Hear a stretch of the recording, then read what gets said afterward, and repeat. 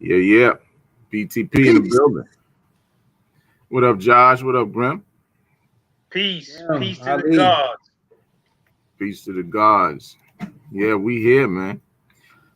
So I think we got some things to discuss tonight. First of all, shout out to the brothers Naheem, Dr. Logic. Everybody should know the brothers have been dealing with COVID-19. Man. You know, and that's a beast, man. We got to admit that's a beast. We don't wish that on anybody, but I want the brothers to get well. So, but we here holding it down. You know what I mean? And we're gonna discuss some things. What up? What up, Grim? Peace and blessings, family. It's good to be with y'all. Good to be in the house, man. Uh, man, we talked about this for months, and we mentioned it that how this thing could and may unravel. I remember we when I came on one of y'all shows, we was talking about uh being prepared for this thing. And a lot of people was in the chat group, they had some detractors talking about what I was saying or whatever about, being prepared in your household and defending yourselves. They had some critics or whatever. But we starting to see now that these mobs of people that follow Trump, man, they weren't playing. They're not playing. Those people well armed, they're violent, and they were ready to fight to tear this thing down. And like it's unfortunate, man, because we all American citizens. But now, man, when somebody's carrying an American flag, man, you got to look at them funny now because you don't know where the hell they coming from with this thing. And man, it's a powerful thing that's going on in this nation right now, man. Man, the skirt of the emperor has been raised up. I mean, we can get into it, bro, but people all over the world is watching this thing go down right now and how it went down, family. And it's a goddamn disgrace. And I'm watching these Republicans right now speaking. And now they got all of these lofty words to say, right, brothers and sisters? Right. But the bottom line is that they empowered this goon. That's right. And they refused to use the apparatus of the government, which has entrenched in it the powers of checks and balances. They wouldn't even allow the check and balance process on presidential power to take place. So the Republicans are 100% responsible for the evils that's going on. That's a fact. That is a fact. What you think, Josh? Yep. And you know what's interesting is anytime somebody wants to tell you and they want to make an admission of guilt and culpability, what they do is they say they make it all about the individual actor. Well, these people have to be responsible for the decisions that they make, and each individual is taking their own action. And this thing is about, it doesn't have anything to do. See, they're saying that because they want to remove themselves out of the way, because they were saying dangerous rhetoric. They were parroting dangerous notions that had undertones to incite an insurrection. And they don't want to be culpable for that. They don't want to have the blood of that woman who got shot on their hands. So they'll put it back on you. Well, we know we filled up we dug the hole in the ground. We cemented it. We put the water on there. We filled it up with water. We put the nice little floaty things in the water. We put all kind of waterfalls and water squirting up. But it's your fault when your kids went in my yard and well, matter of fact, it's your fault that when the kids went in the yard and then drowned in the pool. Well, wait a minute, you created the conditions that allow such a thing to be more likely. and now you want to kind of wash your hand. You want to say like you have clean hands in this. You don't have clean hands. You don't have clean hands. But I want to say, you know, it's not just Republicans. I know we got to give Republicans their due with this, but I would say it's just like whiteness in general in America has allowed this, because what I mean whiteness in America has kind of made this a reality. Is, see, it's a reason why Black folks who have been through hell in America, who have had federal government policies directly crush us, discriminate us, not protect us, who we've seen it on camera get hit with fire hoses and dogs and all that kind of stuff, get hit, bust upside our head and piled into paddy wagons and sent and piled up and packed in jails, right? We built a nation and been enslaved. We have never stormed the U.S. Capitol. Never. We've never stormed any capital of any state. Show me where we've done that. We've never really done any type of major riot or anything like that against any major government building. I would like, if somebody, I stand to be correct, you know, please educate me or correct me if I'm wrong. But I have, you know, we've done that. And when we've tried to do something just peacefully, guess what happened? Like what I just named. But these people feel they're so emboldened during a pandemic where the death rate is even increasing. These people feel like they can, because, you know, they don't feel like that there's going to be any consequence.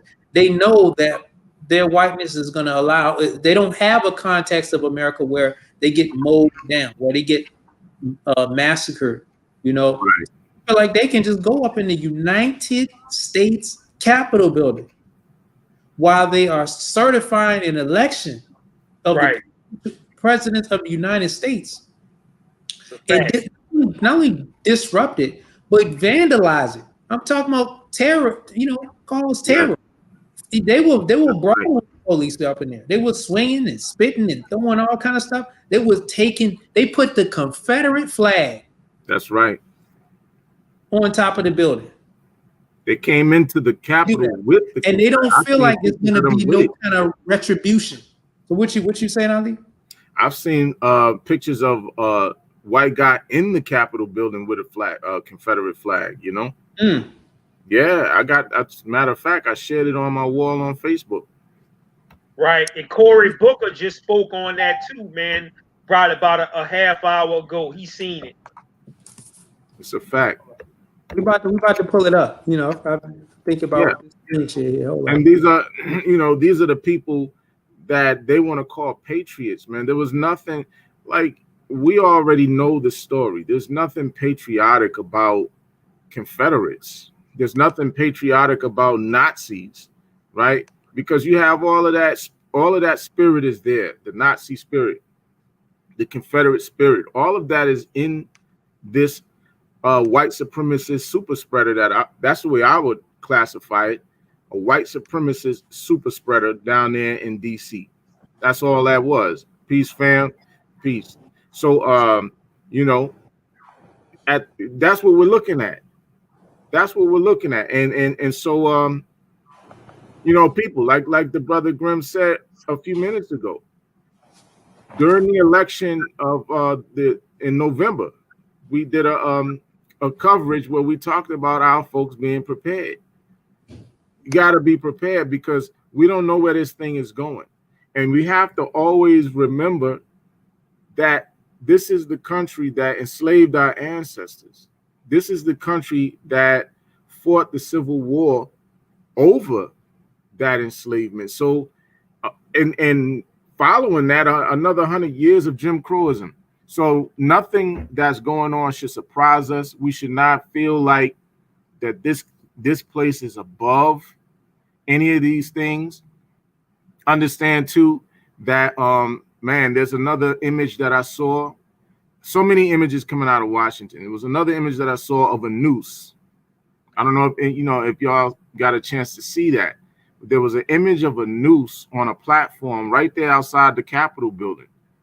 And I posted that on my wall. I'm like, what's this for? Who's this for? What is this about?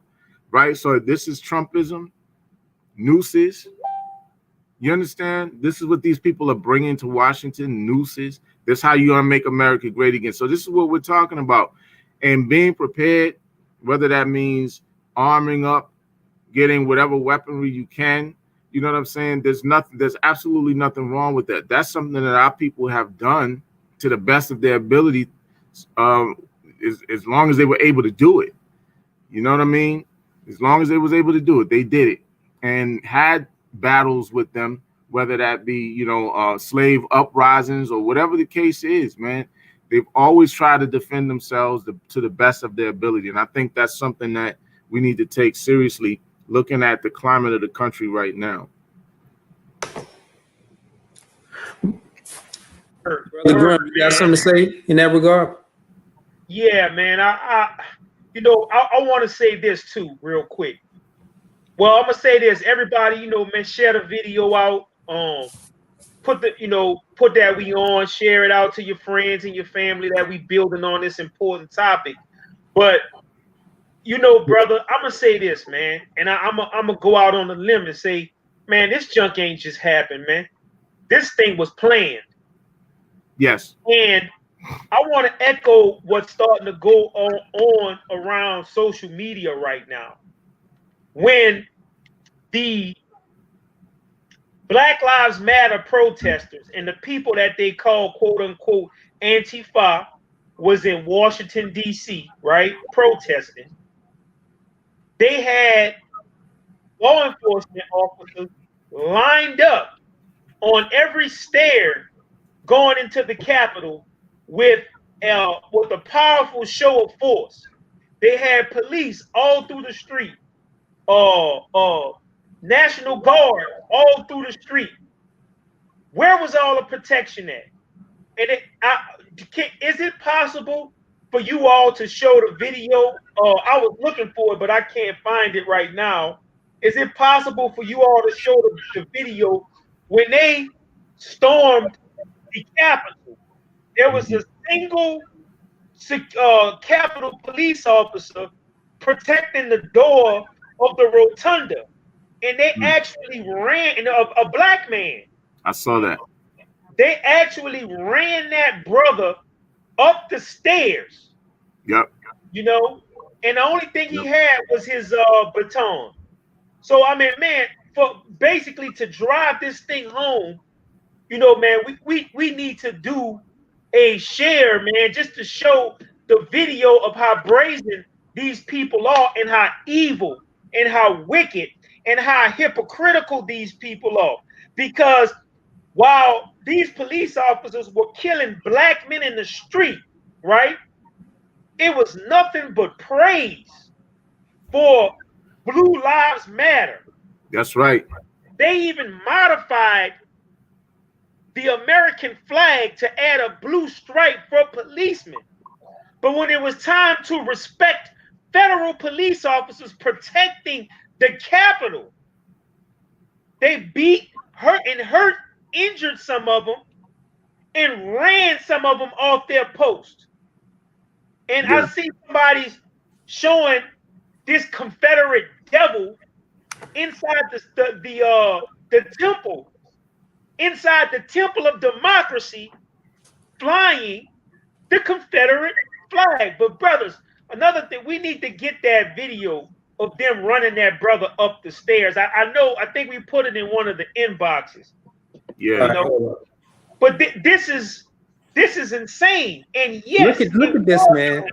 Look at this, bro. This is crazy. This is crazy, man. I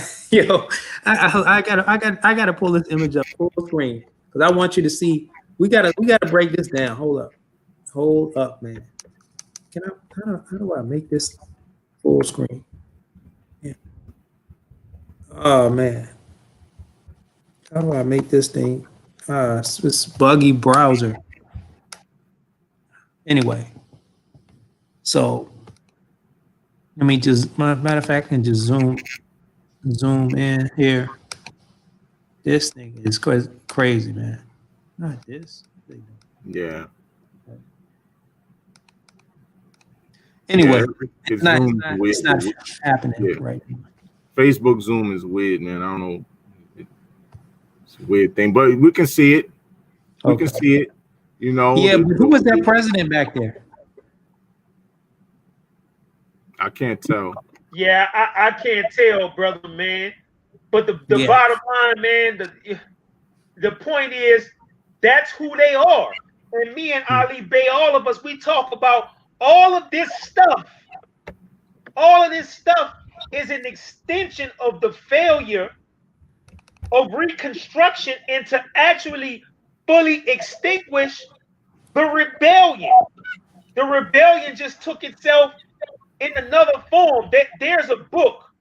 It's an old book written called The Betrayal of the Negro, talking about, and when I say failure of Reconstruction, I mean the purposeful sabotage of the Reconstruction efforts. And less than 100 years after the Civil War, these people were allowed to rise in power again, and that's why we have all of these Confederate monuments all over the South, several places of the government, right? And while these people were calling protesters for unjust murders committed by police officers thugs and criminals, look what the hell they did. In the temple of democracy, in the sacred temple of democracy, these demons tried to interfere with the free elective process. That's right.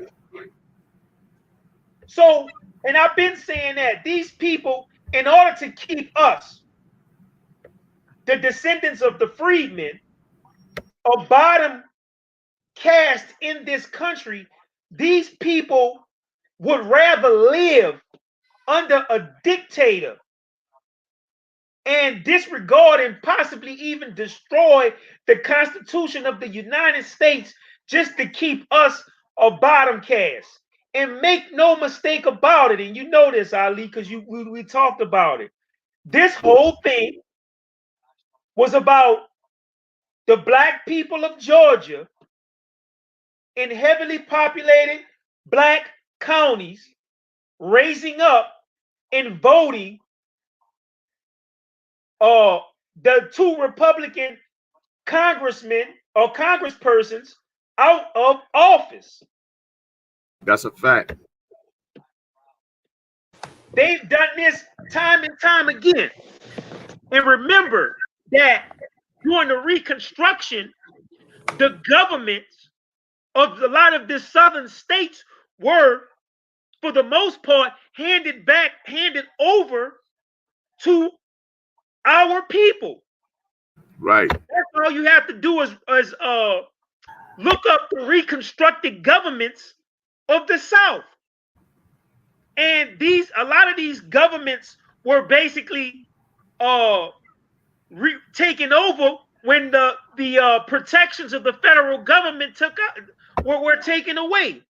And sometimes they violently took, Ali Bey, check this out. Well, you talked about, I think it was in the Carolinas when they undone the fair elections.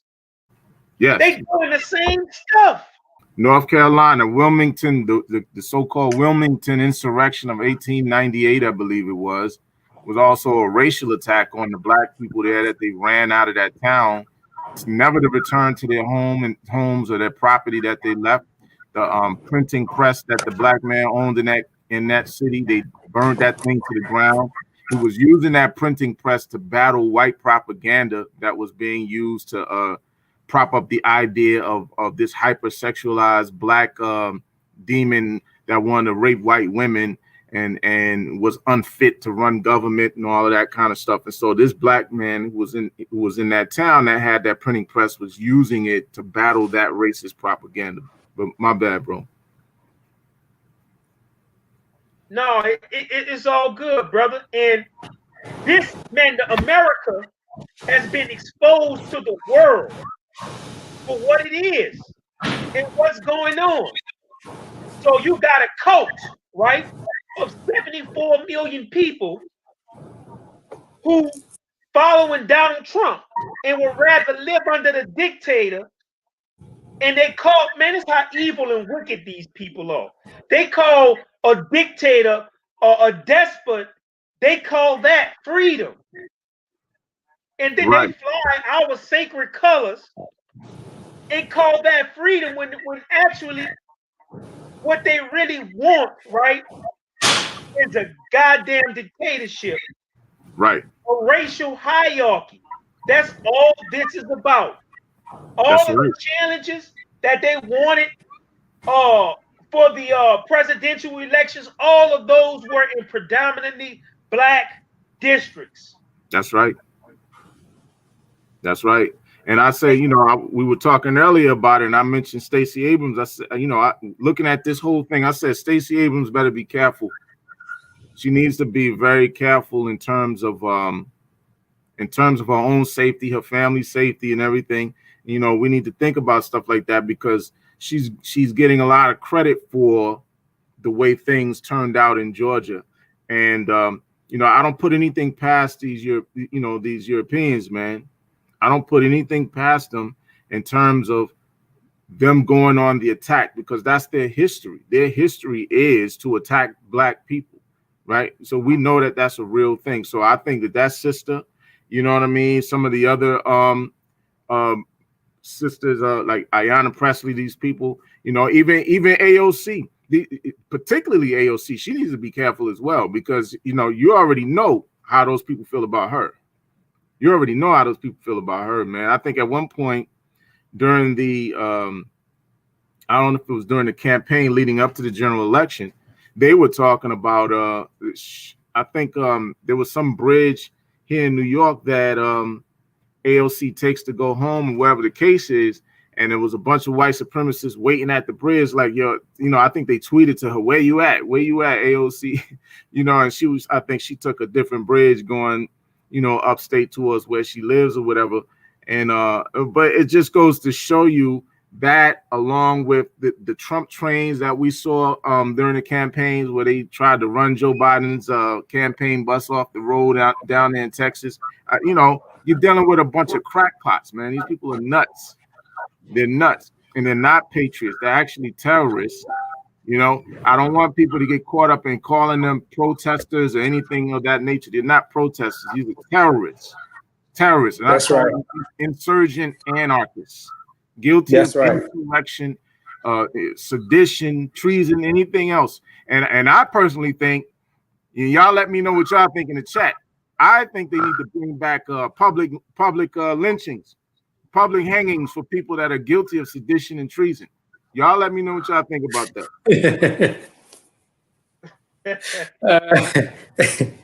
Hey, man. I'm gonna say this, man. All right, go ahead, Glenn. No, you wanted to say something, Josh? Well, I'll fall back. Go ahead. Because why you got your thought? Go ahead. You know, I'm gonna say this, man.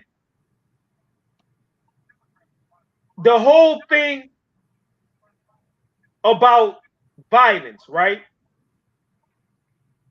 is that these people, that's all they understand is violence. Yes. Man, ain't no talking to these people, man. And that's why I always said, you know, look, I'm not going in the streets and mess with nobody. Everybody know I'm not no protesting type. But man, I'm telling you, especially you brothers out there, man, yo, man, stop all that goddamn twerking in the damn cameras, man. Go hit the gym, walk around the block. Man, these men are pissed at y'all, bro. And they make y'all an example time after time after time, man. And I look, and I'm not inciting them. I'm just saying, man, just personally be ready because even they got people out there that are Trump supporters who weren't at those rallies. Right. Or they sympathizers. They may accost you in the gas station. They may start stuff with you at the gas station, at the store, or what have you.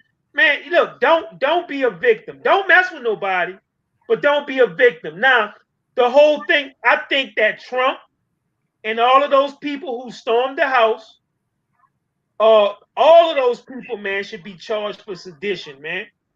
And if not executed, those people should be put in jail for a long time. Think about this. Federal prison. Y'all imagine the intelligence that was in that building. Bro, I was just about to get to that, bro. I was about to get to that. Yeah. Man, they even got pictures of people who went in Nancy Pelosi's office and stole her mail. Y'all know all of the documents. Yeah. What if they had Russian agents? I was just finna say that. Trump protesters plugging in the computers, stealing hard drives, plugging in the hard drives. Right. And they let this happen. There's no telling the future implications. What about the priceless documents and art in that building that probably walked right out of there? Mm-hmm. Mm-hmm. Yep. And let me just say this, Russia, just to address a couple of things, right? I know how many of us feel about Stacey Abrams and her relationship to the Democratic Party, not being a progressive, not getting tangibles. I know how many of us feel about AOC and the fact that she has her own tribe of people. I get that. What I was doing was making a point of how serious the other side is. That's all I was saying. In terms of Stacey Abrams' involvement in helping the Georgia races go in the direction that they went in terms of her activity, voting registration, and whatever it is that her company was doing, along with in terms of using AOC. We all know that AOC is a very popular person within the Democratic Party, and she's been one of the people that they, on the other side, the Republicans tended to target. So I was only using them to point out the seriousness of the threat for certain people coming from that particular aspect of the Republican Party. So that's it. I'm not caping for anybody or or anything like that. I'm just saying, that's what we're dealing with. We're dealing with a real, not an imagined, but a very real threat, as we've seen today with the storming of the Capitol and the fact that Europeans hold grudges. That's really what I was pointing out. But go ahead, y'all. My bad. Yeah, I wanted to build on just what Grim said on intelligence. Like, you got to think about how serious that is. This was just a mob of thousands of people that stormed the United States Capitol, which includes, this is where the highest level conversations go on, including intelligence conversations. So when you talk about, there's a whole intelligence committee in the Senate and the House, right? Well, I'm not sure. I'm sure there probably is a House Intelligence Committee, but I know there's a Senate Intelligence Committee. And if these people are just forced to retreat like suddenly, I know that they were able to take the proper precautionary measures to secure whatever they need to secure. How do we know that there's a measure in place for them to, cut off access to that remotely? Just at a whim. How do we know that they, would have known to do that? They should have known. The threat was there for a few days at the very least. Right? Yeah, the threat was there, but maybe they didn't actually think that the National Guard would be denied. Maybe they didn't actually think that it would actually go through. Actually, I mean, I don't think anybody, very few of them, if anybody, thought that there was a strong possibility that people actually were going to breach the barricade, breach the door, go into the floor, and go into offices. Like, I don't think anybody had that on their radar. Like these people are crazy as hell. True. And you know, you don't know what went on in it. Like to me, I saw one part of it where it was starting to dissipate, and they were saying, "Well, protesters and rioters are starting to clear." What do you mean? There should not have been a single damn person that was allowed to leave the property with whether there should have been a radius like anywhere close. If you were within, Right. 100 yards, you need to be stopped. You need to be profiled. Your information need to be collected. You need to be questioned. It should have been, because that is a serious intelligence failure and breach. That's right. We're talking about major breaches that happened in the last, closing weeks of this administration, where, we talked about Russian doing some serious hacking to the point where, people in government said that there needs to be a retaliation. Yeah. Then we're going to talk about people physically with their feet in their hands going and breaching United States Capitol. You don't think it was? I seen some pictures. As a matter of fact, and we can't all make this. I know we're going to talk about white privilege and people doing that, but it was also I seen some Latinos in there. I was watching MS. Oh yeah. Oh yeah. I seen Latinos faces up in there. I seen other POCs up in there. I saw it too. Yeah.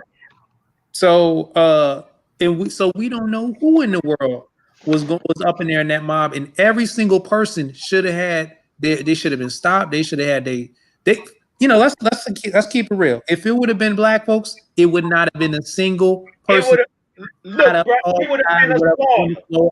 Bullet up in them leaking. It would have been a slaughter. Gas, you know what I'm saying? Pepper spray, all of that. Yeah, man, they would have laid, man. They would have bodies. They would have had bodies all in the streets, man. If that was black people, man, that junk would have looked like dead people from a Jim Jones cult, man, on the streets of DC, man. That's right. And so you don't think it was no Russians or no Chinese or or it don't have to look like a Russian or look like a Chinese. It could be a paid agent. It could be somebody that just look like regular white folks Russian. It could be somebody that look like a Latino, or it could look like anybody. It doesn't matter. That's how espionage works. Can I share this in the middle video? of the mob, and I can get access to all these offices. You don't think that they have some? I'm not trying to be conspiracy theorist. I'm just saying that's crazy. That's crazy, y'all. And I got something else I want to say, but I'm gonna pass it back to you, Grim. No, I don't mean to cut your wisdom, but I got a video. Y'all know y'all gotta help me share this screen, but I got it up. But I'm trying to share the screen of the video of them inside the Capitol, and this one black officer, man, was just left there at the door. But I'm trying to there it is. If you can blow it up or zoom in a little bit. Let's see. Yeah, click that full screen button right there. Full screen. It's on the video. It's on the video. Okay. Yeah. I think you might have to share the audio. Nah, you don't need to. Okay, all right. We see what it is. Take it back, Grim. Yeah, now this is the brother. This is the brother who was working security in there, and they ran this brother up the damn stairs, man. He trying to hold it, but my thing is, I don't understand why he didn't draw his weapon. Yeah, now, you know out and say you take another step. I got to protect my life. Man, I would have ate their ass up. Right up in there with cameras and everything. Yeah. But he by himself though. So what you gonna do? Like you gonna get what up, Miss Tiff? Beat to death because you wanna, Hey, look, you should at least put up Conscious Funk. Put up Conscious Funk comment. Said the ADOS black officer was symbolic of us trying to save what whites have ruined. Whew. What you say, Grim? That's powerful. And that's always the case, man. We always saving this thing, man. I wish I was at my library to pull out some of my books and read some of the references I got. Man, people do not give us credit.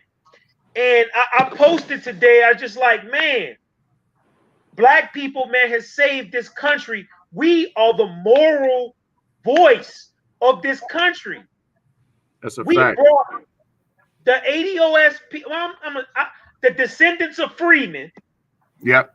The descendants of freemen, right, have, for all intents and purposes, man, brought real, true civility to this place. While we was in slavery, we brought civility to this place. The concept of love, compassion, and mercy, and the civil rights movement. Before that, through Jim Crow, through the civil rights movement. Today, we've always been the voice of conscience, the real, true love of democracy and freedom, man. And these people have always been the bandits that they always have been, just like what y'all seeing in this video. I'm gonna stop sharing. And Go for ahead, what? Josh, my apologies. Yo, as a matter of fact, Grim, I got something I want to share too that kind of echoes what you were saying. Let me bring mine up real quick. Hold on, let me bring this up. That's the one thing that we have to realize. Our people never attacked this country. Other people have. White people, Asians, if you're talking about the Japanese. And mind you, the Japanese, even though they attacked the country, was able to extract reparations payments from this country, even after they attacked the country. And remember, they didn't just attack the United States just to attack it. They was attacking the United States to really overthrow it. If they would have been successful, we could have been living in a Japanese colony right now. Like on what was that? Man in the High Tower. Man in the High Castle. Right. Yeah, High Castle. Yeah, my bad. Yeah.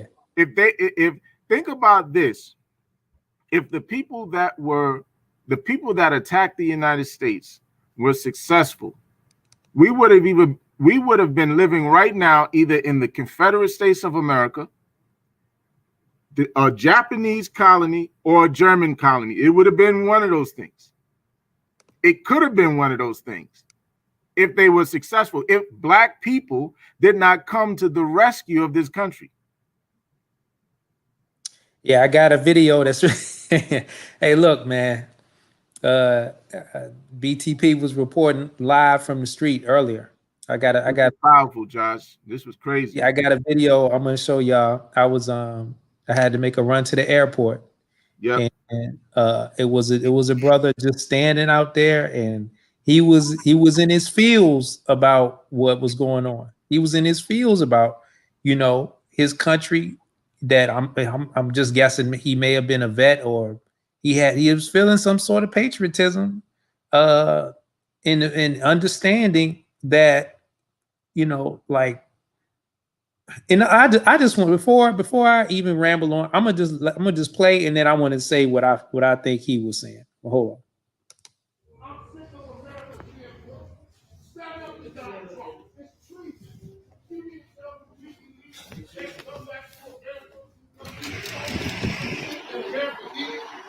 He can't come back, but Donald Trump can try to overthrow our government. Motherfuck Donald Trump.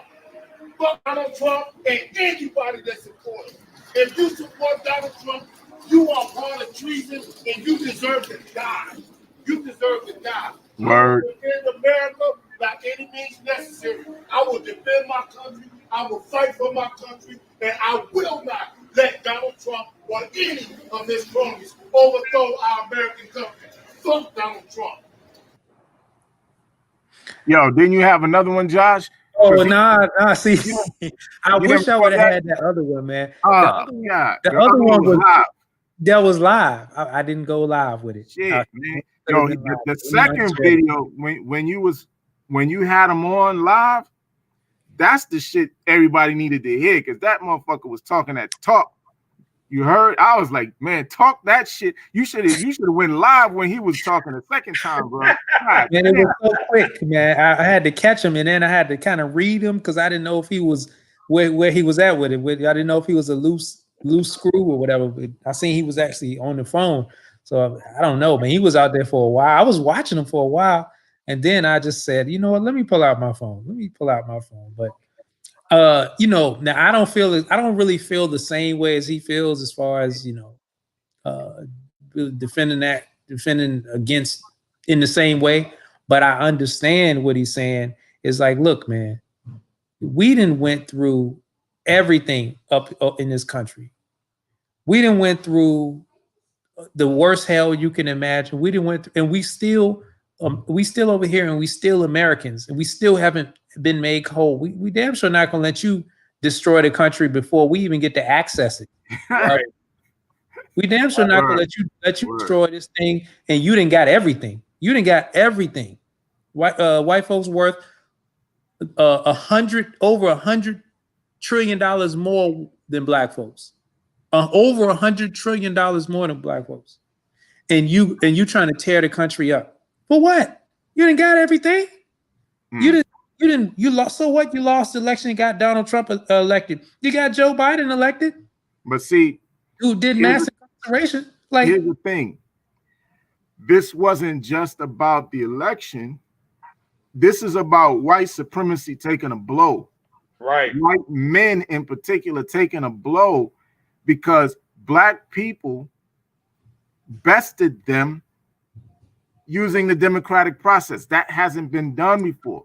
They don't like that kind of shit. Remember, if you go back in history and look at how our people were treated for simply trying to vote, black people were being lynched, black people were being burned, castrated, all of these kinds of things for trying to vote. You can go online right now and find pictures of black people that were either hung, or the fact that these racist whites would hang up effigies of what's supposed to be a black man hanging from a tree or a lamp or a light post or something, talking about this nigga voted.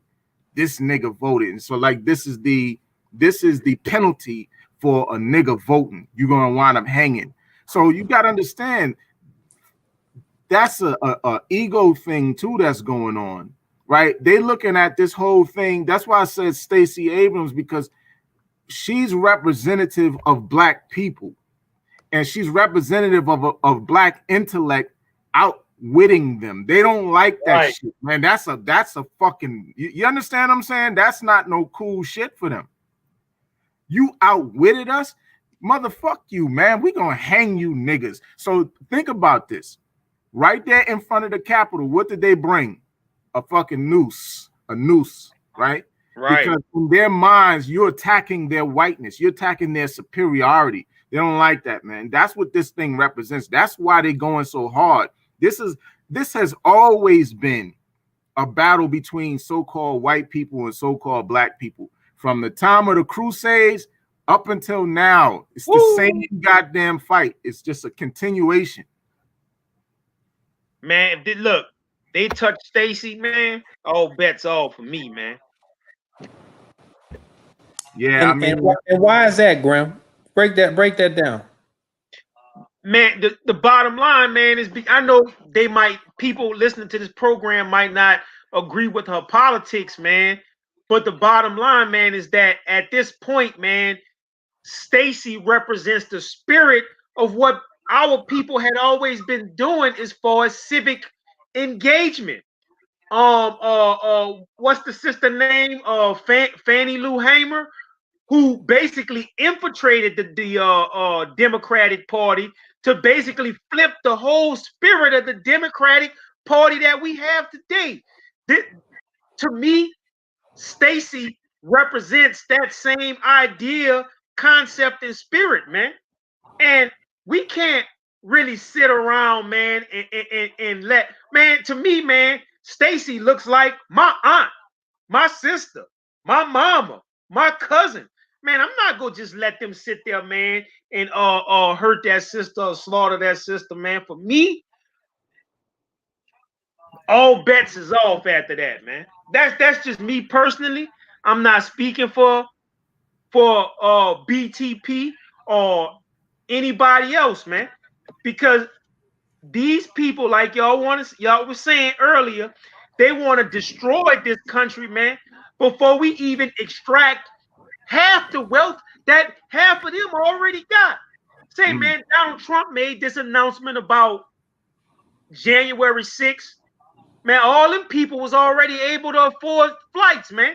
Some of our people can't even afford to drive to the next damn county. Right.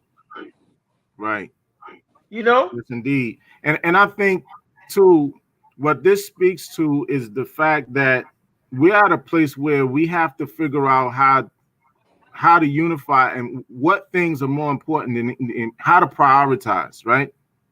Like you brought up about her politics.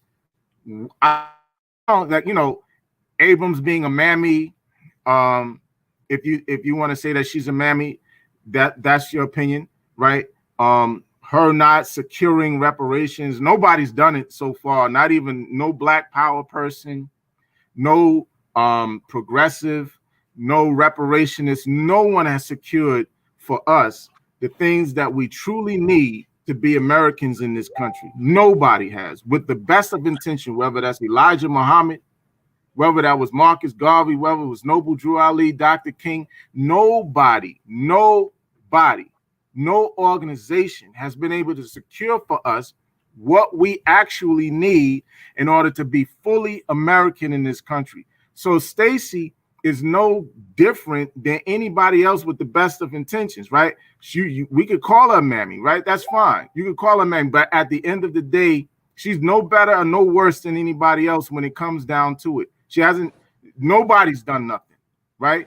The reason we here and the reason we continue to complain, the reason we continue to deal with these extrajudicial murders from police officers is because we're dealing with a force that nobody has been able to successfully tangle with, right? Not fully.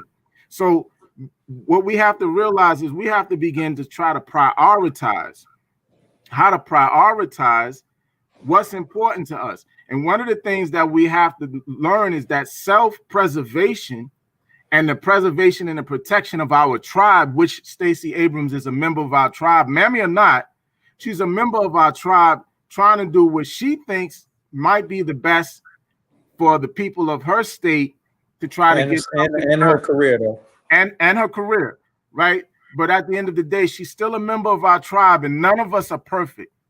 None of us are perfect. We can go into everybody's personal background and find some fuck shit that was done, that we did, that wasn't cool, that was definitely not beneficial to the group, our tribe or whatever. But we got to understand the preservation and the protection and the respect, making people respect our folks, right? Other people. We don't have to agree with everything Stacey Abrams is doing, but people need to respect her and her life because she's a member of our tribe, and we gotta learn how to make people respect our tribe.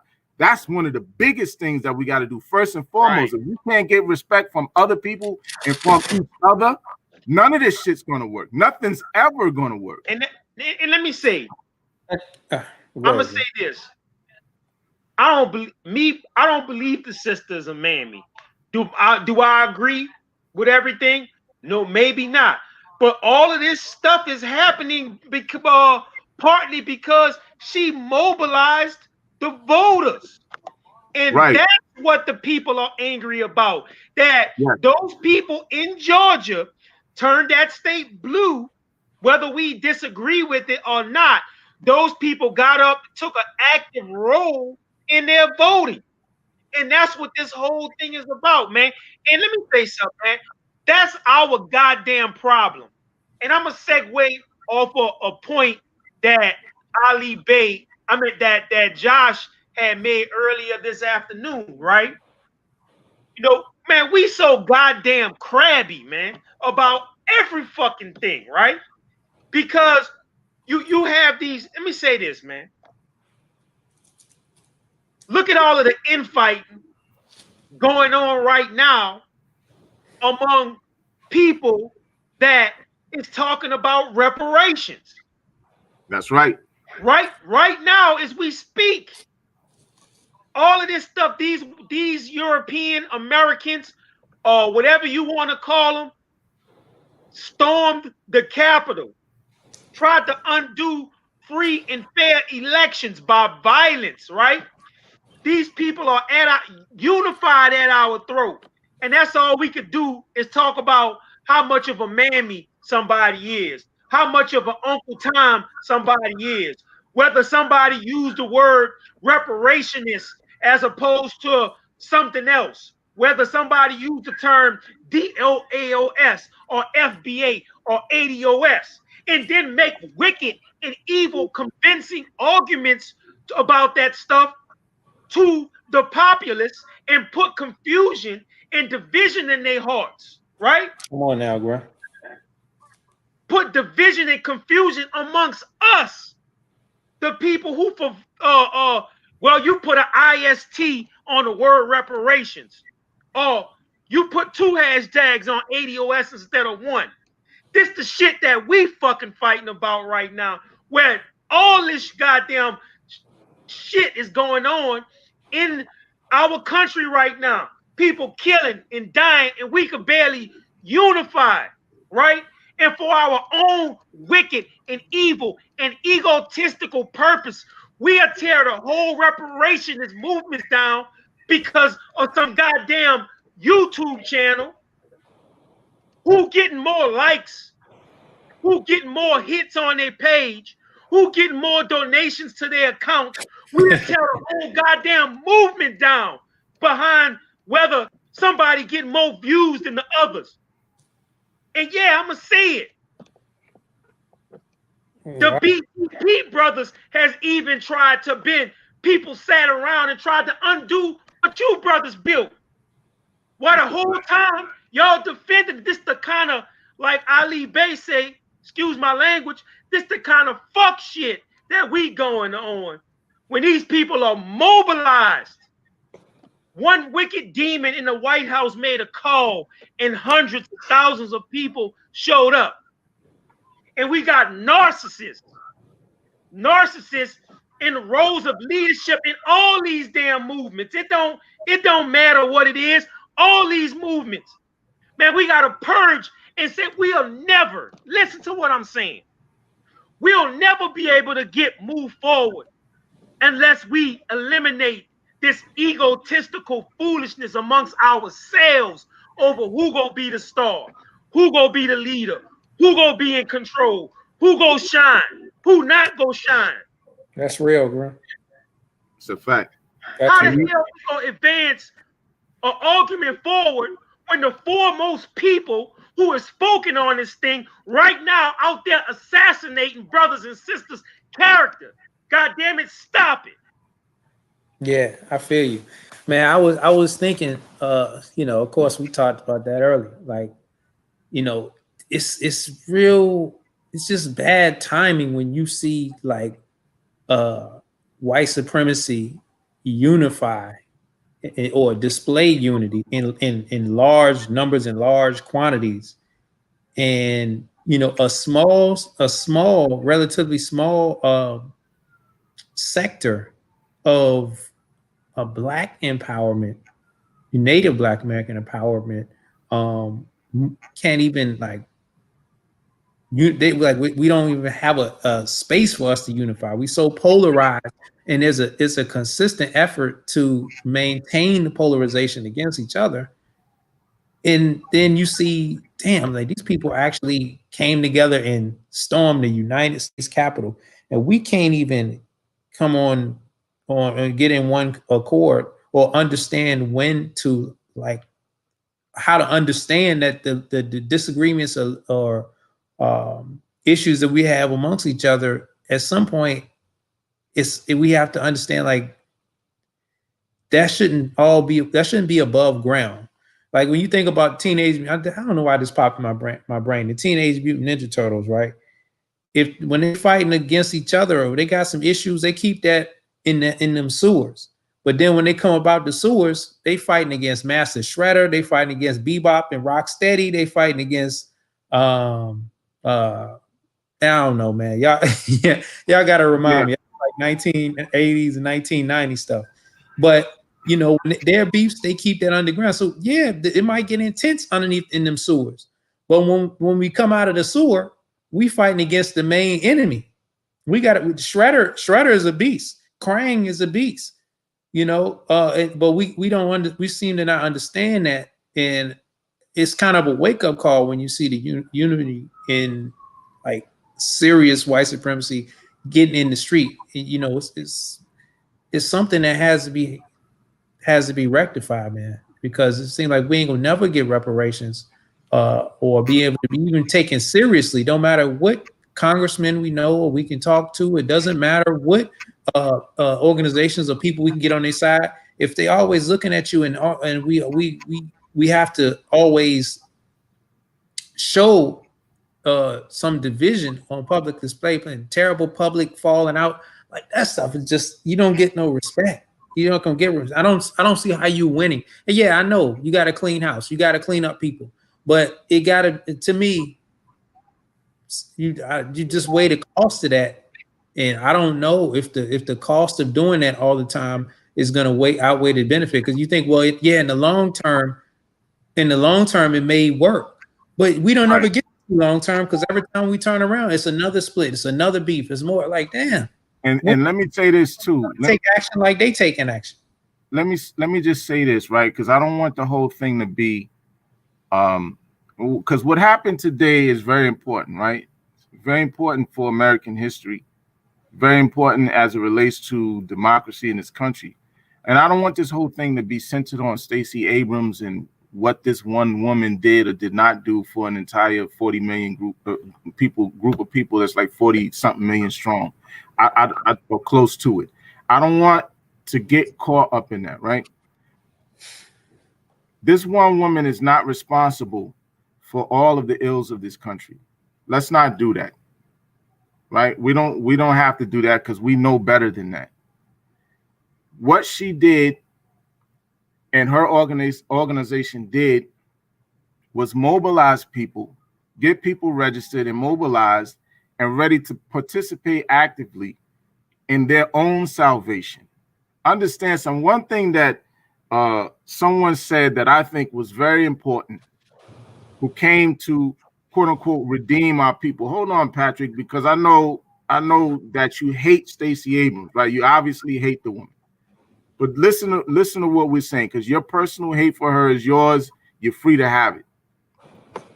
But one of the things that a wise man once said was that he said, I can't save you. Nobody can save you.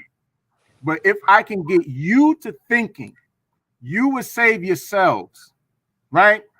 If I can get you to thinking, you will save yourselves. So one of the things you got to understand is that in this country, the way that this country is structured, the sovereignty of the people resides in the people, and they exercise the sovereignty through their chosen representatives. But how does that happen? You have to be knowledgeable, and then you have to become active participants in your own salvation. Don't act like government has or plays no role. Listen to what I'm saying, fam, because you are saying it whether you think you're saying it or not. Don't act like government plays no role in how you live your life in this country. So what she did, so you're saying, what did she do that benefits the people? She, first of all, is a representative within a state. She doesn't represent the American people. She represents a specific demographic in a state called Georgia.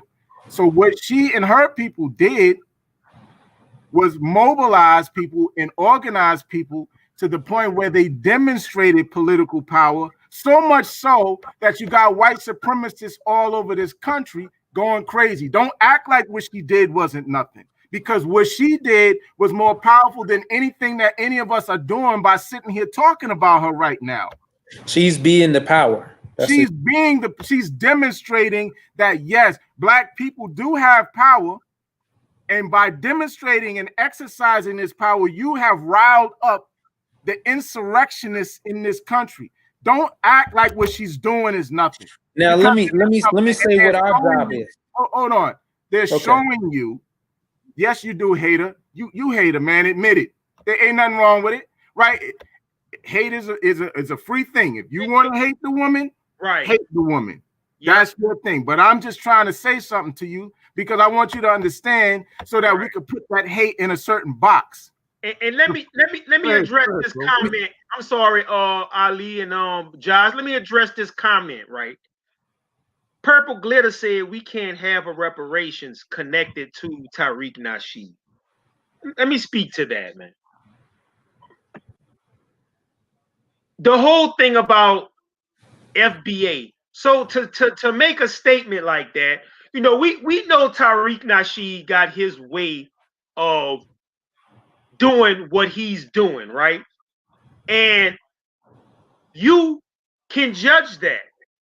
But there's no way in the heavens, right, that you can say all those people who use that FBA acronym are evil or wicked or bad people. Those are people over there on that side that love their people as well and want to do the work as well. So what this comment is basically reflecting what I already addressed.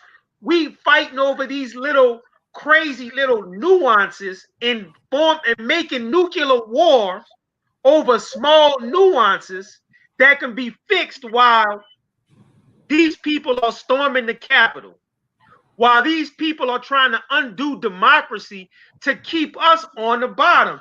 And y'all think that a true Trump administration or a true Trump dictatorship will ever even entertain anything about reparations? That's insane. So my whole thing is we always looking at these personalities. If you have a number one, if you had a problem, when I say you, I'm not referring to you specifically, Purple Glitter, but I'm speaking about this whole thing that started between FBA and ADOS. If people were woman or man enough to pick up the phone and talk about the difference instead of airing them out on Facebook and YouTube and Twitter, we wouldn't even be having this conversation right now.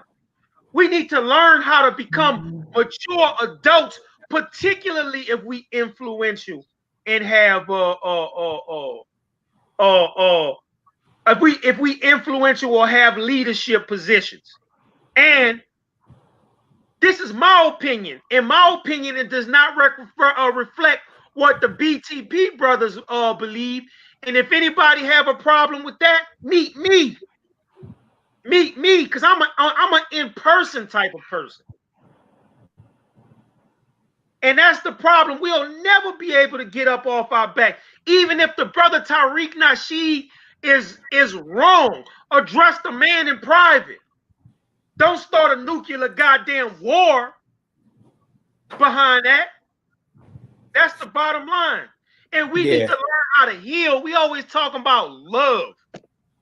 We need to learn how to heal. We don't even know, man, like Ali always say, white people accost us in the street and we filming on our phones and we talk about, sir, what did I do wrong, sir? Excuse me, ma'am, stop, sir, stop, ma'am. And we can't even forgive each other. We can't even love each other and forgive each other for our own transgressions. Like Ali said, who ain't do some F stuff up in here? He who is without sin cast the first stone. That's right. Yeah. You know, I look at that issue with the Tariq Nasheed and FBA. One of my best friends, you know, childhood friend, you know he like a brother to me, is hardcore FBA, Tariq Nasheed, everything, whatever. At the end of the, I know this dude I've known this dude my whole life. He's been about like trying to caring about our issues dealing with our people, you know. So am I supposed to just forget all that and kick him to the curb because he doesn't rock with one person, he rock with another person? Let me say something, Josh. It's still my family. You know what I'm saying? Your family. Let me say something to something that someone is saying. Mm-hmm. I don't. Let's be clear. Tariq Nasheed and Yvette Carnell and Antonio Moore don't ever have to speak to each other, ever. But everybody else who listens to those people don't have nothing to do with what he says about Yvette or what Yvette says about Tariq. You don't have nothing to do with that. You all are living vicariously through these other people. You need to stop that. That's right. That's real. That's real. Right? There's thousands of people who consider themselves FBA. There are thousands of people who consider themselves ADOS. What the three people that are arguing and beefing with each other are arguing over don't really have shit to do with y'all. It really don't. It really don't. Now I know they want to make it like it's all like if I throw a chair, you throw. Everybody got to be involved in this fucking fight. But see, that doesn't necessarily have to be the case. Sometimes you can stand back because this is the way we used to do in the hood where I grew up. When motherfuckers really wanted to fight, we would be like, yo, fuck it. Stand back. Let these niggas fight. Man, nah, don't break it up. Don't break it up. Let these niggas get that shit out because they've been wanting to fight for a long fucking time. Let these niggas get it in. That's the way we grew up. We didn't have to always jump in every fucking thing. So if these people want to fight, let them niggas fight. You don't gotta break it up. Let them fight until they tire they goddamn selves out. That's the way you do it in the hood, right? You don't always gotta jump in everything. Just because they fighting don't mean you gotta fight with everybody who claim to be FBA. That's bullshit. Right. And if you believe that, you stupid. You stupid because you let somebody convince you of some dumb shit. You know, well, you ain't jumping every fucking fight you seen in the hood, man. Stop that bullshit, man. Personality worship, man. Yeah, let me say this too. Again, you know, I get the argument that's made. Well, FBA ain't doing the political work, and you can't anchor a reparations movement with if it's attached to Tariq Nasheed. I hear that, but I'm not necessarily going to dispute. Well, I will dispute this too. This part right here. The dude is still a member of the tribe. You know, like I said, with the disputes that we have are kind of underground disputes. We in the sewers, right? We're amongst our own tribe. So when we come out of the sewer and we got to fight Master Shredder, he's supposed to be fighting too. So we should say, well, Tariq, you just stay under the ground. We're not going. You know, don't come out and fight across town. Don't come fight the foot soldiers across town. Just stay underground and just chill. Don't do nothing. You know, I don't think that, in my opinion, and you know, this is it's not my thing against Tariq Nasheed. It's not my thing for him. But it's best served to just kind of let the dude rock out. Like, let him rock out. He ain't mentioning you. Why are you mentioning him? That just makes sense to me. Let him do what he do. And man, my whole thing is it should be people. It should be us coming together. When we come above ground, we have to fight the fight that actually matters to make progress. We can't make progress because people are running in place. Now, what I wanted to say, and this is what I really want everybody to hear. All right, this don't even have nothing to do with Tariq Nasheed, Yvette Carnell, Antonio Moore, whatever the case may be. This is what I want everybody to hear, because I think this might not get said. I don't know who's gonna say it, but we cannot let, like, this event here, when you see how the people that stormed the Capitol, we cannot let this event result in anybody else consolidating favor or power from Black people if they're not going to be a reparationist, period. Mm-hmm. Say that again. We cannot let the fallout from this event result in consolidation in favor or support or gaining power and influence over Black folks if you're not going to be a reparations. If you're not pushed for reparations and the transformative Black agenda, you shouldn't be allowed to benefit from, shouldn't be allowed to gain anything from this. Let me give an example. So obviously the people who stormed this thing were Trump supporters. So the sentiment, like, I don't think we really were prepared enough, because of lack of leadership, lack of the message that we need to have everybody on one accord spread. I don't think we, just like the brother that was so angry, he wanted to like, I want to kill Trump and all this kind of crazy stuff, right? I would defend this country. I don't know if I don't think that's the right response, or I don't think that's the response that we need to have. Or black folks, because this was largely a Republican thing, this is largely Trump supporters doing this. So that may result, if we're not careful, it may result in Democrats being able to use this to paint themselves as more of a better alternative to that for black folks. Like, no, just because it was Trump supporters that put the Confederate flag on top of the United States Capitol does not mean that we're going to just shut up and get behind Democrats and just let Democrats lead and expect them to do everything. When have they shown us they're going to do specifically for us either? Like that's not what I've seen. And we cannot allow, and even we're talking about Stacey Abrams, right? We're giving her the props for building up a black voting base. Yes, that is important. I don't care. That is an end result. We can now that is power. Now how that power ends up being used for us or for somebody else, that's a whole different story. And that's on us. Our job to make sure that power is used to benefit us. That's what us on here and us in the street, us that understand the issue, that's our job.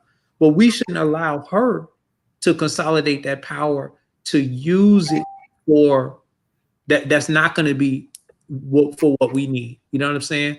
So we shouldn't allow this moment for other people that's not reparationists to consolidate power. If you're going to get power, that power needs to be directed for specific policies to help the people that built this nation. Period. Right. I just wanted to say that, we're breaking news. Basically, the Senate, if to get back on track, basically meant the Senate rejected the objections to the Arizona electoral vote. So that's basically the breaking news. I wanted to announce that. I see Brother Logic then joined us. What up, Logic? You all right, man? You feel all right? Yo, give me 1 second. No doubt. Right. Yeah. Yeah. So Josh, go ahead, Ali. Let me just say, man, I just want to reiterate this point, right? I can't save you. Stacey Abrams can't save you. Nobody can save you. But if you can start thinking right, you will save yourselves. I really want you to ingrain that in your heads. Put that in your minds. Think about all of our saviors, whether that be Fannie Lou Hamer, whether that be Dr. King, whether that be Medgar Evers, whether that be Marcus Garvey for some, whether that be Elijah Muhammad for others, whatever. None of those people have saved us from the wrath of white supremacy in this country. None of those people have saved us from the generational disadvantages endured by our people. Not a single one of them have done it. Understand that and remember that. That's why I'm saying nobody can save you. Not Stacey Abrams, not no one individual. But what the point is that collectively, if you can begin to think and understand how you're supposed to interact in this country as American citizens, you would save yourselves. You would do what you need to do, become activated, right? That's the job of an activist, is to activate the people. And basically, that's all she did, was activate a bunch of people in Georgia. Now it's up to them to become educated in what it is that they need to do to engage in their own salvation. She can't do that. You should never expect her to do that. Black people have a Messiah complex. You gotta stop that. Barack Obama was not the Messiah. Stacey Abrams ain't the Messiah. You are, as a collective. We are the people. All power to the people. No doubt. No doubt. Yeah. I mean, like I said, we, whatever comes from this, it needs to be directed to, like, everything that happens, in my opinion, in this country, it builds the case for reparations. So the image of that Confederate flag being on the United States Capitol, the image of the modern day version of white terrorism in America from the post Reconstruction era. That's essentially what just happened in 2021. How is that any different than what was happening in 1921? How is that any different than what was happening in 1891? Let me, I wanted to bring up something here. I wanted to bring up something here from a book, and I hope he doesn't mind that we've cited this book numerous times, but I hope he doesn't mind if we cite we read from his book again. Let me see if I can share. Brother Logic, did you want to say something? I'm gonna bring up a share, but did you want to come on afterwards? Yeah, I'll come on afterwards. That's cool. Okay, all right. Oh man, what happened to this thing, man? Let me see. Did it come? All right, it's up now. Let me know if y'all can see it or if I need to increase the screen size. Can y'all see this, or should I zoom in a little bit? I'm gonna zoom in. That's fine. All right. Now this is coming from a brother, Dr. Sandy Darity's book, From Here to Equality, and this is just a story. I may have read this before on this program, but I just thought this was a very interesting story and it also applies to kind of what we're seeing today. And this is just this says I keep going back. What it says: while the allocation of 40 acres never happened, Black American farmers managed to amass 15 million acres of land by dint of their own efforts by 1910. Still less than half of the amount ex-slaves should have received during Reconstruction, but not insubstantial. So this is when we were doing for self, right? This was the peak of land ownership by Black farmers in the United States, with 218,000 farmers of full or partial owners. However, by 1997, Black farm land ownership had diminished to a mere 2.4 million acres. Today, the top 5 landowners in the United States own more land than the whole of Black America. Ted Turner alone owns more than the equivalent of 1/4 of the entire acreage of land in the possession of Black Americans. The record of Black American land loss generally has not been one of voluntary sales at market prices. The land African Americans lost over the 20th century was taken in some form and not sold freely. In many instances, Black land was literally seized in the climate of white terror.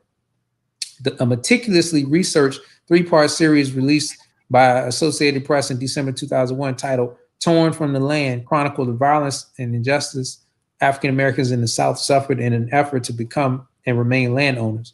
The journalists analyzed transcripts of more than 1,000 interviews and examined numerous public records. They found 107 documented land takings in 13 states in the South and along the border between the North and South. A close look at these documents reveals more than 24,000 acres of farm and timberland were seized, including smaller properties like stores and city lots. Furthermore, over half, 57, of the documented cases were violent land takings, and the others involved trickery and legal manipulation, murders of African American landowners for the purpose of appropriating their property, and coerced public sale of family land resulted in a rapid decline in Black American land ownership in the 20th century. The trajectory of Black land loss has continued into the 21st century. So now this is the specific story. He says seizure of Black land finds its origins at the close of the Reconstruction era. In just one example, investigative reporters at the Associated Press used county records to chronicle the events leading up to ex-slave Robert Gleed's colossal loss of land, homestead, and business enterprise. In 1855, when he was about 17 years old, Gleed eluded his Virginia enslaver and established himself in Columbus, Mississippi, only to be apprehended when he could not produce his freedom papers. When he refused to say who owned him, Gleed was sold to John Miller. Like other blacks in the area, Gleed prospered in the years after the war under the protection of the U.S. Army. Literate and active in local politics, Gleed caught the attention of the state's military governor, who appointed him to the Columbus City Council, 1867 through 72, and he made a successful bid for state senator in 1869, serving 2 terms. In 18, by the way, how many Native Black American senators do we have in right now? I don't know. Yeah, we got Cory Booker and what is one more? Escape my mind. Somebody put it in the chat, but it's only 2, right? Ayanna Presley. She's a house rep. Yeah, I don't know. Senators Cory Booker is the only one that I know of. Oh yeah, that's right, because it was Kamala Harris, which she's not no Native Black, not Native Black American. So right, yeah, so we got 1 in 2021. That's crazy. So now Raphael Warnock is. Oh yeah, Warnock. That's why I was saying 2. It's Warnock. It's Tim Scott, but he's yeah, we be forgetting about Tim Scott. Yeah, but because he's on that other thing. Oh, okay. Thank y'all. So yeah, so we got 3. Warnock. All right, cool. But that's crazy. So all right, so it says he ran for in 1875. He ran for sheriff of Lowndes County, Mississippi. By which point registered black voters, Republicans mostly, outnumbered white voters, who largely were aligned with the Democratic Party, 3,800 to 1,250. A highly visible and much sought after advisor, Gleed held positions of president of the Mercantile Land and Banking Company and head of the Chamber of Commerce. He owned 250 acres of arable land, 3 city lots, and a general store. The night before, check this out, y'all. The night before the 1875 election, a mob of whites attacked a parade of his supporters. 4 blacks were killed, 1 on the sidewalk in front of Gleed's store. Whites set fires across the county, broke into Gleed's unoccupied house, destroyed his furnishings with gunfire, and shredded his wife's clothes. Gleed owed his life to a white friend who hid him in his well. The next day, the Democratic candidate for sheriff, a white man, won the election. Gleed and his family fled to Paris, Texas, abandoning their property. County records reveal that not long afterward, 2 Columbus whites claimed Gleed owed them money and foreclosed on his property. A Toby W. Johnston liquidated the store and stock, pocketing $941 of 1875 money, I might add. City Councilman Bernard G. Hendrick took possession of 215 acres of Gleed's land to satisfy a supposed $125 debt. Hendrick also purchased the fleeing man's house and adjoining lot for $11 at auction and took possession of all remaining properties after paying $500. Curious, I'm gonna end it on this page. Curious about this civic leader's reversal of fortune, we searched for additional information about Robert Gleed. We learned he had testified at the so-called Ku Klux Klan hearings convened by the Joint Select Committee to inquire into the coalition of affairs in the late insurrectionary states in 1872, an action that only intensified the dangerous attention he received from the Klan. The testimonies recorded by the committee from witnesses in 6 states comprised 13 volumes and 7,815 pages. In his 1872 testimony, Gleed recounted incidents in which blacks were attacked by gangs of white men. He described his own efforts to have Democrats who opposed the Klan bill tone down their anti-black rhetoric. He expressed horror upon seeing his own name and that of several other Republican Party members mentioned in an Intal, Alabama newspaper article, together with the charge that they should not be allowed to breathe the air. And instructions to readers: we must kill or drive away the leading Negroes or intelligent Negroes, and only let the humble and submissive remain among us. So we just gotta, when we look at this stuff today, I'm gonna stop this here. When we look at this stuff today, we just like that movie's called, we see a history of violence. We see a history of violence. And we got to keep it in context. What we're seeing today is not anything new, and it's not a whole lot different than what we've seen in the past, except it may have a few brown white faces or POC faces in there who want to access whiteness and participate. Y'all want to say anything in that regard?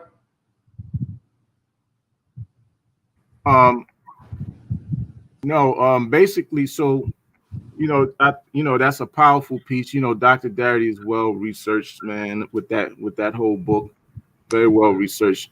Just so that we can like really get back to the main topic, and so Brother Logic can go in. Basically, so people remember we're talking about the storming of the Capitol, and in my opinion, the storming of the Capitol was something that was done due to the fact of higher Black turnout that changed the course of the general election, as well as this Senate runoff race here in Georgia, due to Black people mobilizing and registering and actually getting out there and voting. I'm not even talking about what they were voting for, other than the fact that they participated in the process. Right, as an American citizen, a taxpaying citizen, they participated in the process that they have a right to participate in. And so they did that, changed the course of the election. By doing that, they angered white supremacists so much so that they decided they were going to storm the Capitol building. So Brother Logic, if you want to add to that or give me your thoughts on, what took place and why it took place or whatever the case is, the floor is yours. Yeah, so my opinion is this, right? We saw today something that has been long overdue in my opinion. Now I can't pinpoint as to what was the straw that broke the camel's back that had whites go out here and just really be their true selves, because they're being their true selves, all radical and violent. That's how they get out. That's their nature.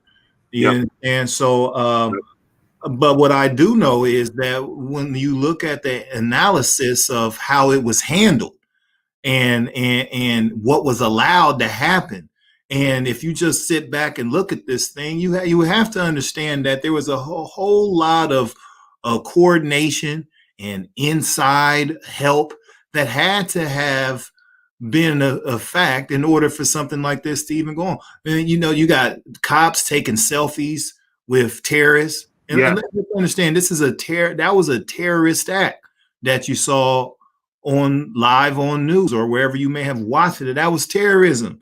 You understand? And this was all politically motivated, right? So when you're doing stuff to inspire a political result, that's terrorism. All right, textbook definition terrorism right there. And then you have cops taking selfies with the terrorists. You have white folks running off, looting the inside of the building with historical artifacts, and they running off with podiums and whatnot. And what you're seeing is white folks in a purest form. They don't care anything about democracy. They never have cared anything about no democracy. They don't care anything about living in a republic. No matter what these valiant poetic principles that they scream out, they don't care nothing about that. What we saw was a white temper tantrum, a white national temper tantrum. We want white supremacy to be what it once was, and we want it to always be that way. That's what we saw. And if you don't give it back to us the way we want it to look, this is what we're going to do. And it showed how the white society at large is going to accept that. Look in that crowd. You ain't see no. You saw what that crowd was.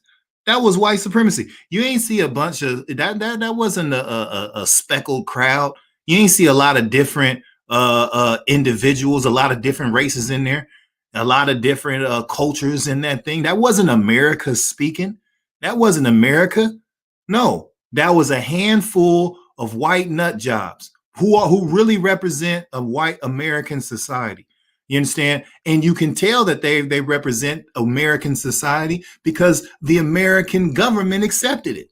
They said, well, hell, what can we do? It's too many of them. Now, I don't give a damn how many of us it would have been out there. They would have not let us run congressmen, senators, and representatives alike, run them under the ground and in hiding and all that silly shit.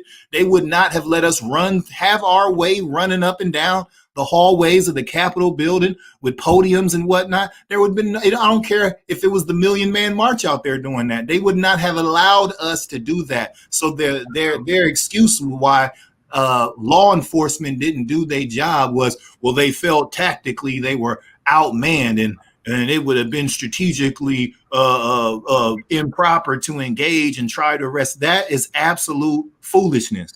That is nothing but accepted white supremacy, and that's just what it is. Yep. That's exactly what you saw. There ain't no such thing as no Democrats and Republicans and all of that goofy shit. All there is white supremacy, and they showed y'all that today. They ran everybody up under there. They didn't care what you was. They said, we want white supremacy. We don't care nothing about whether you a Republican. We don't care if you a Democrat. We don't care if you are independent. We want white supremacy. That's what they wanted. And then they told the reporter today, they said that if our voices aren't heard today, our muskets will be heard tomorrow. Now, right. who they talking to? They get to run off and threaten reporters and threaten America and just hold America hostage. And then what? We just supposed to be like, well, that was a protest, and that protest was a First Amendment right and all that other stuff. Man, hell no. You got to see what's going on. This is the language of America. This is the American language. This is what they speak. When they upset, when they want change, you understand? They don't say, well, we need to get together and go vote. When they want change, or they want to buck the system, or they feel like they've been treated unfairly, whether that's true or not, they don't say, well, we need some solidarity. We need to do this and do. No, they go out there, and we've seen it all throughout the years. This ain't the first time they've done nothing like this. You had them saying, well, Trump supporters, this is the first time they've done that. That's bullshit. They just was all caught about trying to kidnap some governor, and they had bombs and all kind of stuff just a few months ago. That's talking right. About Trump supporters don't get violent. They just had a sale that was about to kidnap a governor, and they had Michigan bombs and whatnot was found and all of that. So when they get upset, when you can't tell them to wear masks, when you earlier last year they told them to shelter in place, you can't even tell them to stay inside for this public safety. They got their rifles and they went all around the country storming state capitol buildings. You understand? White terrorism. That you told them they don't want to wear masks. They don't care nothing about no epidemic running through the country. They don't care nothing about no masks. Nobody's going to jail. Who's getting arrested? Who's going to jail? Nobody. Right. You understand? And then they get their guns again.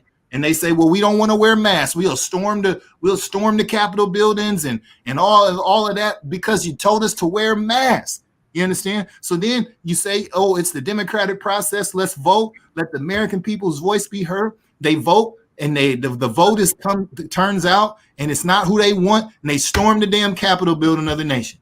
You understand? This is what they do. And so until we learn how to speak that American language, we won't get no American results. That's a fact. Hey, can y'all pull up the image? I don't know if we showed this or not, but I would like to show this this particular image. This was the thing that I made mention of earlier, where I said that they brought a noose and this whole contraption they got here with the noose hanging from it. My thing is, what's this for? Who's this for? That was my question. Who is this for? What's this supposed to represent? What this supposed to be about?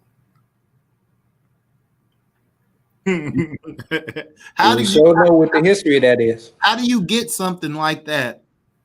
See, this is again goes to show the type of aid and assistance internally that they've had to have. How do you get a whole mock hanging station. How do you get that out there? You understand what I'm saying? And how do you have something like that and it be considered a peaceful protest? But you out there with a mock hanging station. And like Ali said, who is that for? Who's that for? The intelligence apparatus in this country failed, man. They supposed to know all of this stuff, man. You know, they supposed to research and study and have people, man. Like I'm with you, Logic, man. This whole thing was organized, man. This thing didn't just happen by accident. This was planned. Right. It had to be, because like you just was alluding to, the level of intelligence agencies that surveillance, monitor, and patrol that area is so highly sophisticated. You can't pull nothing like this off without it being allowed to happen. Period. You just can't. It cannot be done. You understand? Especially breaching the walls of the Capitol building. Come on, man. Breaching the walls of the Capitol building and then breaching the doors, going inside the speaker's house and the speaker of the house office and kicking your feet up. Like, these people scaled scaffolding and was hopping through windows of congresspersons. Like, come on, man. This is, what in the world did we see? And then you saw the American government just sit back and allow it happen. If that was a movement organized by us or y'all or whoever, if it was anything other than that pure lily white crowd that we saw, they would have been sniping people from buildings. They would have been throwing all kind of they would have threw everything at that crowd. Everything would have been thrown at that crowd. We saw just this summer, Black Lives Matter people getting hit with pellets, rubber bullets, cops physically attacking people for walking down the street, cops attacking people in their automobiles, busting out the windows and dragging them out like they did that young couple down there in Atlanta who was just trying to drive down the street. You know, you hitting them with sticks, what they normally do. And being outnumbered didn't stop none of it, did it? Because they were outnumbered all the time. They were always outnumbered, but they didn't stop them. Did not stop them. So yeah, I believe that, you know, just from the cop taking a selfie in the Capitol building, they're taking a selfie with the terrorists. Terrible, man. Terrible. Hey, y'all remember the rhetoric was, hey, if they don't call the National Guard, I will. If they don't put troops up there, I will. You know, if they don't handle it, I will. Well, why didn't you send them to handle the white folks? Why couldn't you handle the white folks? I mean, the answer is obvious. But they were so quick to try to make something into a bigger issue that it wasn't, and want to put troops on the ground or the National Guard. Actually, weren't they trying to put the U.S. Army over there? At one point, yeah, I think so. Summer? I think they were. You didn't feel the need to send even just a little National Guard to Washington, D.C. with all the people? Okay. We see what it is. Yeah, exactly. Yeah, so you gotta. I'm glad it happened, and I want to see what they're gonna do tomorrow. I believe personally that they was after those electoral votes, and if they could have got their hands on them, they would have destroyed them right in front of national viewing. They would have. That's what they was looking for. And then look at this. If it wasn't for some aid, it was some. Now look at this, right? Supposedly it was some aide that had seen that the electoral votes had been left or abandoned, and it was this individual who had grabbed them up and secured them and made sure that they made it to safety with the rest of them. How in the hell you done just automatically done for you done? How do you forget them? The most important, it's the whole entire reason y'all in session right now to begin with. How does that get left behind? Somebody left that on purpose in hopes that through all the chaos, everyone would have forgotten. And then that they could have gotten it. See, that was their mission success right there. That's what they was looking for. And now if they could have found that and destroyed that, that would have been their victory. But fortunately, somebody wasn't in on that plan, and they saw those precious documents and they scooped them up. But that's what they was on. That's what this thing was about. They was trying to go in there, obstruct that process, get their hands on them documents and destroy them. So that they thought that if they could destroy all the electoral votes, that they could keep that nut in office. That's what they was on. Hey, Josh, do me a favor, brother. Pull up that video on your page where you have how the Capitol stairs were organized during the Black Lives Matter protest. You know what I'm talking about? Yeah. Hold up. Yeah, because that's a powerful visual of what Logic was talking about, man, and the lack of security thereof. That tied into the fact, man, that this whole thing, man, was orchestrated, man. And when they need to do an investigation, man, on who organized this stuff, who put this stuff together, why they knew when and where to march from, where they started from to the Capitol stairs. I mean, this was orchestrated, man. Yeah. And see how far it goes in terms of who was in cahoots with those terrorists. Yeah, I think oh, there it goes. Look at that. Wow. Now, this was during the Black Lives Matter protest. By the way, they tear gas those innocent, those peaceful protesters, right? Who was doing nothing just so Trump can walk down the street and hold a Bible in front of a church. So you mean to tell me these people couldn't protect the Capitol? Look at that. Ain't that something? Look at that. They got look at this scene right here. And nobody was trying to scale the walls. Nobody was trying to go inside of the Capitol building and stop any kind of congressional proceedings. But they got look at what they got out there. And they couldn't have done anything like this for what we saw today. That lets you know that this is an inside job, man, from the top, not everybody at the top, but at the very top level, all the way down. You got aid and assistance coming through that thing. Some of the very security members of the Capitol building probably in it and no doubt in my mind in cahoots with it themselves. The security all the way on up to the sergeant of arms and everybody. Now let's look at some other images. Let's look at that.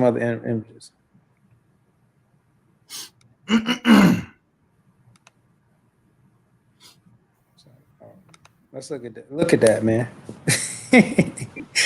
Look madness, man. You've never seen nothing like that. And look like monkeys, right? Now think about that, right? Don't that look like that look like Planet of the Apes? Hold up. Planet of the Apes, yo. Come on. Look at this. Look at this. And then, like, where's all the footage? Like, you see how fast the footage was coming in? You just got people walking around filming it. Like, they just walking around filming this stuff. Like, it's okay. But, I think the reason somebody else brought it up, like, who's taking all of these pictures? I said they're taking the pictures and they're posting them because they feel like that's intimidation. It's not incrimination. It's not incrimination. It's not incrimination. No, it's not incrimination. If you breaking and entering, you violating federal laws. You would not be trying to post pictures of yourself and selfies on that joint because you like, I'm going to jail. I just evidence for me to go to jail on social media. Well, they understand quite clearly that policing in America was not designed for them. It's like they don't give a damn. Look how they treat police officers. They don't give a damn about no police. They tell the police, you better get out the way. You want, and they'll call them, but they'll call the police officers boy. They don't care if you black, white, or none of that. You better get on about the way. I've seen countless video footage with these white mobs and police right there. And then I even seen video footage where you had these little white pedestrians who weren't a part of the mob going to try to complain to the police officers, and the police officers tell them, I can't do nothing about this. You better get to somewhere safe. You better get somewhere safe. Ain't nothing I can do. And they like, well, what you mean? You're the law, right? You're the police. They're like, I can't do nothing. I can't do nothing about it. Get somewhere safe. Obviously, around me ain't a safe place. You understand what I'm saying? Like, these people have no regard for law and order. Those are just words that they like to say so that it can seem like they have some semblance of justice on the inside. They don't care about no justice. We're talking about a wicked, evil, devil race. And I don't care how nobody feel about that. You can look, you know what something is by its behavior and its actions. This ain't nothing but devil work. You understand? The behavior of little savage beasts running around, just causing all kind of wicked mischief. That's all this is. There ain't nothing that doesn't happen in this country that is as far as what they're concerned about, that calls for them to no one has done no type of injustice to them on the level that would inspire storming the Capitol building. Nothing, not even close. But they'll do it and they'll get away with it. You understand? Because they do it it's at a whim. It's at a whim. And there won't be no whole bunch of justice behind this. I'll be the most surprised person in existence if there's some type of widespread justice and you see the Justice Department go through the country riling up who all was at this event and all these pictures, and they start riling these people up and bringing them in and bringing them up on charges. I will be the most surprised person in the country. I just don't see it happening. Yeah, I don't see it happening either, brother. I just found, I don't mean to cut you, Ali. I just found some footage of those police officers actually opening the barricade, letting some of those terrorists. Yep. See if show that, bro. Let's see. You give me 1 second, brothers. I saw that earlier and was like, yeah. See, this kind of like confirms exactly what we're talking about, you know. White, under the guise of whiteness, a lot of criminal activity is allowed. It ain't nothing but criminal activity. Ever since they came through this joint, it's been nothing but a criminal operation. And every day it's been another crime in progress. And that's all that they do. There's crime, and more crime. Yeah, that's a fact. Yeah, so oh, you got something sharing, Grim? There it is. Yeah, yeah. Take it back to the top, Grim, so you can see them opening the gates. Look at this madness. Hey, can you maximize the screen on that? Oh yeah. Yeah, I'm gonna take it back to the top. Yeah, and then hit that arrow. That arrow, so that expand joint. The full screen box. Yeah. I'm gonna take it back, yo. Yeah. Look at these fools.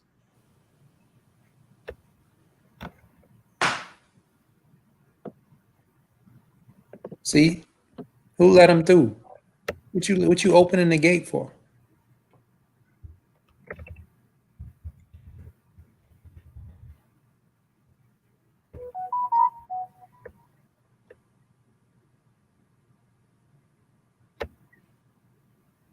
It's crazy.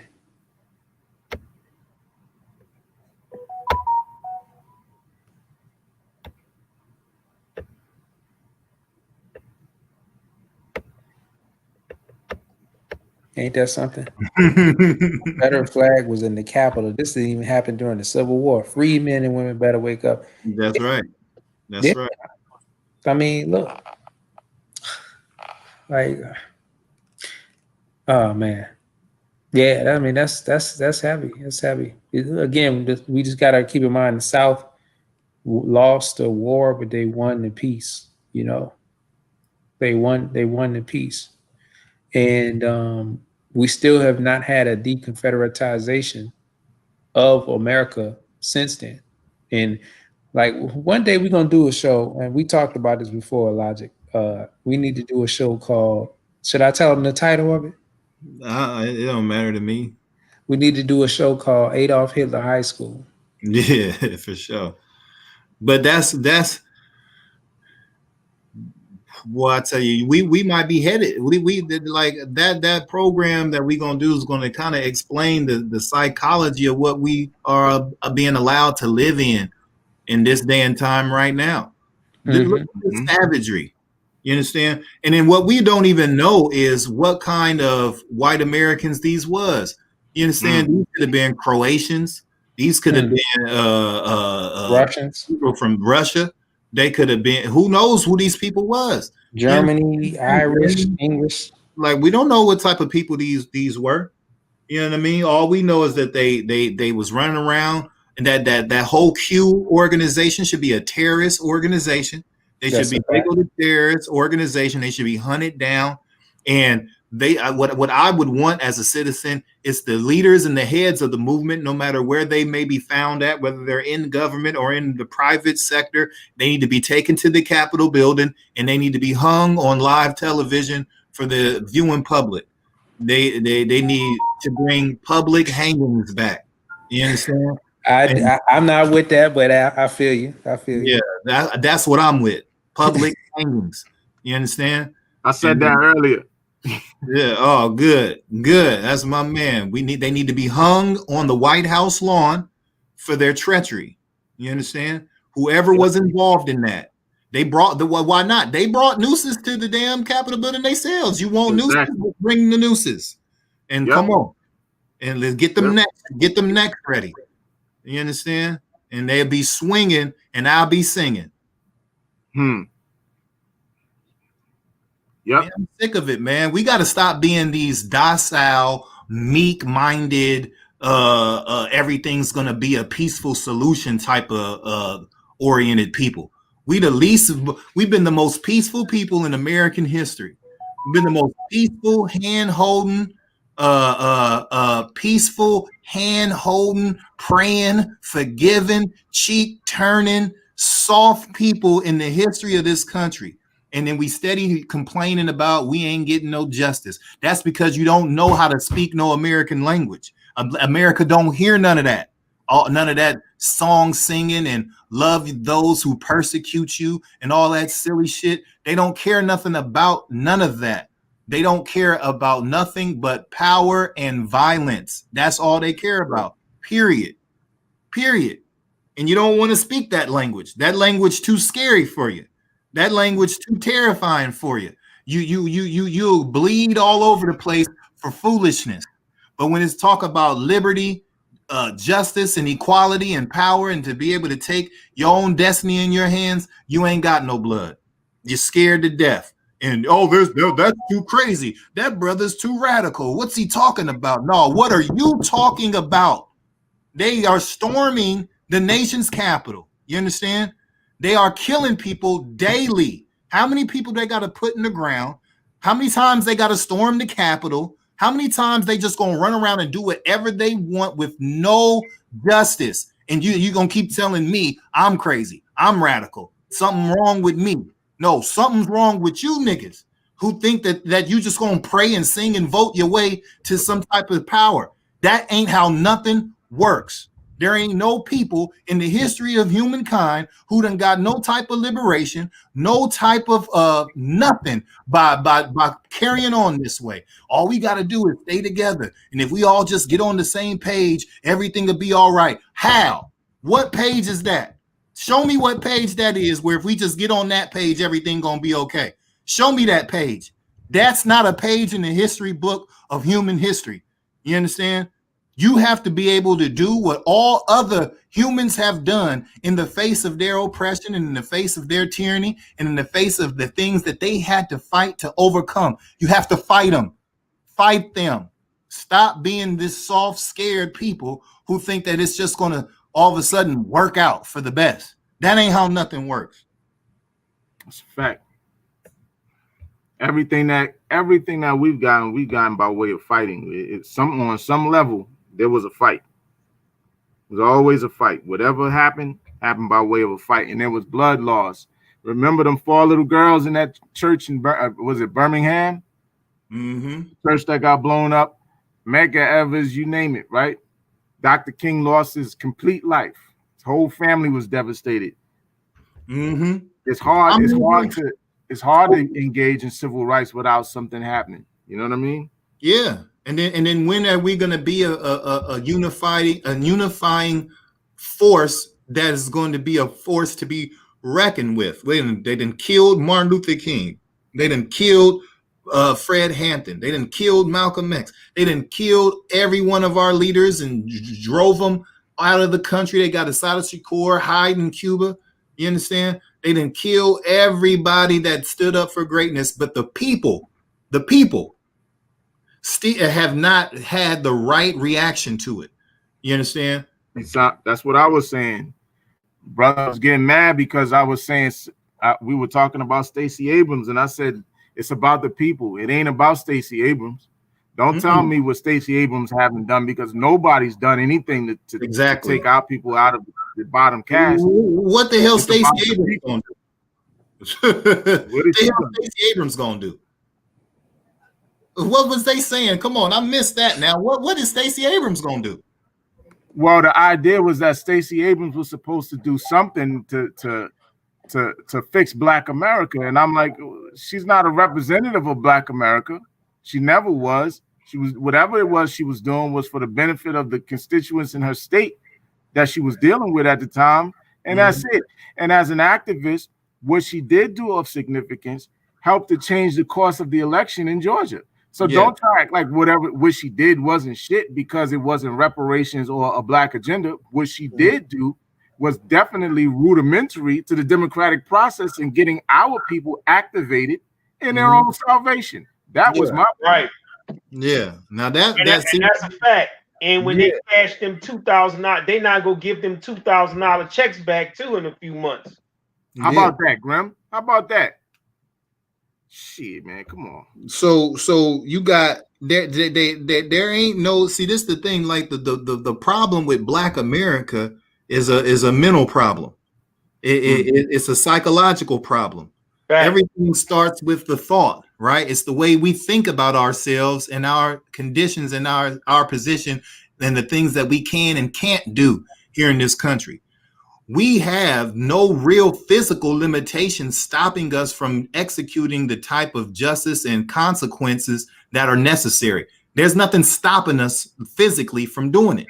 These are mental stumbling blocks. The way we think about liberation as a people is messed up.